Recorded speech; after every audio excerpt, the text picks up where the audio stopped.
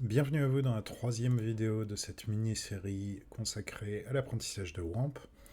Donc dans la vidéo précédente, on a vu le fonctionnement de base de WAMP avec son fichier c:/wamp64/www, donc son répertoire de base, qui correspond au vhost localhost. On a vu qu'il était possible du coup de créer un dossier mon site et de développer son site à l'intérieur de ce dossier, d'y accéder avec l'adresse localhost mon site. Donc c'est une solution qui fonctionne.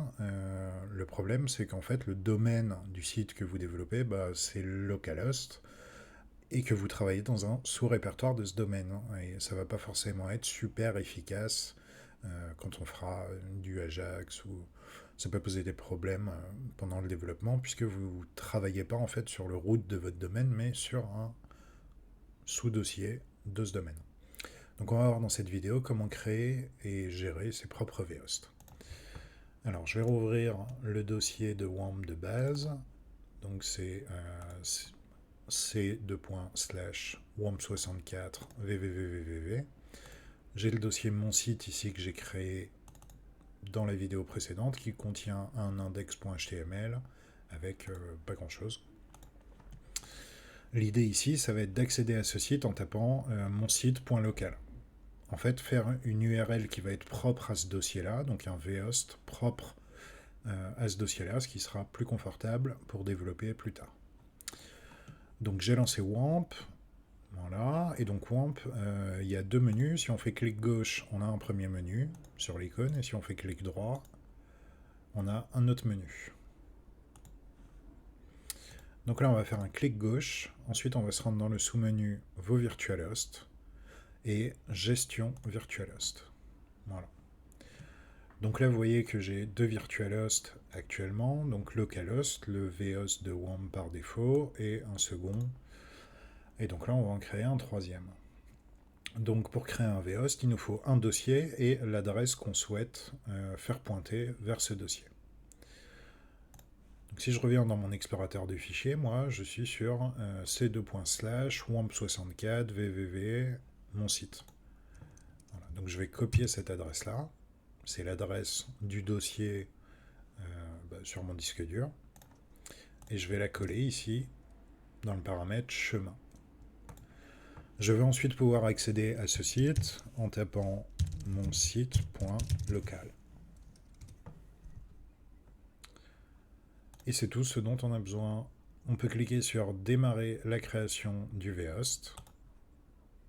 Voilà. On nous dit que le vhost a bien été créé.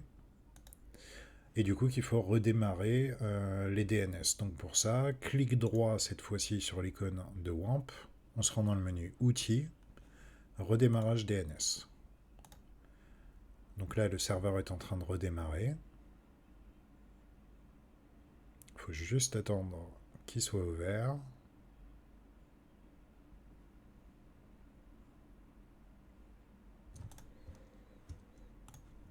Voilà. Et si je tape donc mon site.local, alors par défaut, ça risque de m'envoyer sur Google.